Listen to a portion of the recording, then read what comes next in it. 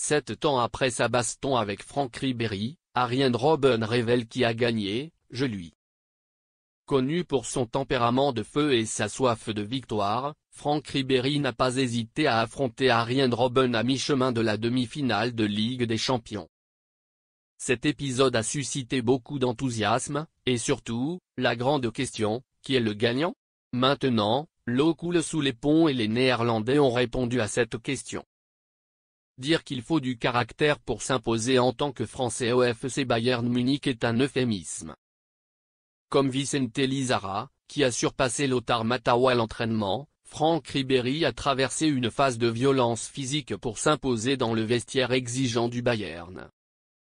C'était la mi-temps de la demi-finale de la Ligue des Champions 2012 contre le Real Madrid. Le joueur français a expliqué la raison ainsi. Nous avons gagné un coup franc juste avant la mi-temps. Un joueur droitier a dû tirer. Jupp Heynckes partageait le rôle. S'il était droitier, ce serait Toni Kroos ou moi, s'il était gaucher, ce serait Arjen Robben. Donc, cela a été décidé entre Toni et moi. Mais Ali John est intervenu et a déclaré, Toni doit tenter sa chance. J'étais tellement en colère que c'était tout de suite la mi-temps. Il faisait chaud. Et c'est arrivé. Arjen Robben et Franck Ribéry reviennent à l'action. Après tout cela, la question se pose inévitablement, qui a gagné? Ne vous y trompez pas, c'est exactement ce qu'est Ribéry.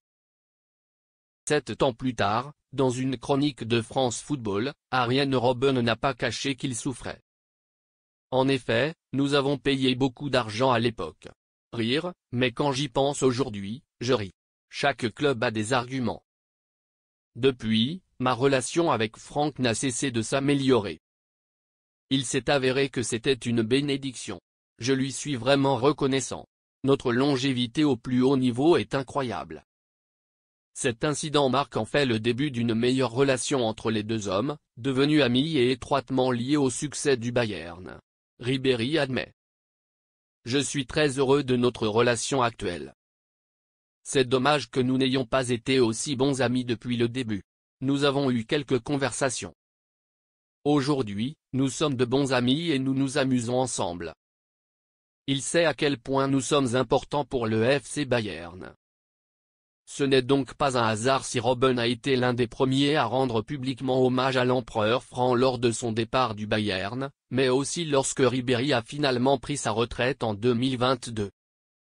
Le Néerlandais est reconnaissant pour les bonnes années qu'il a passées avec le premier.